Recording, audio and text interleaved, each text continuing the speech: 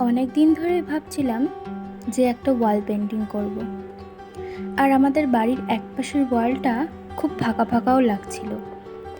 তাই ভাবলাম যে এই ওয়ালটাতেই পেন্টিং করি।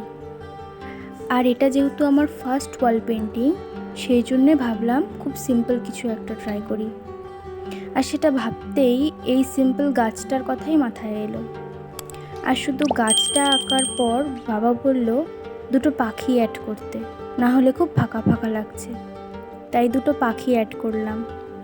দেখো তো আমার ফার্স্ট ওয়াল পেন্টিংটা কেমন হয়েছে। ভিডিওটি ভালো লাগলে চ্যানেলটি সাবস্ক্রাইব করে দিও। দেখা হচ্ছে নতুন কোনো ভিডিওতে। টাটা।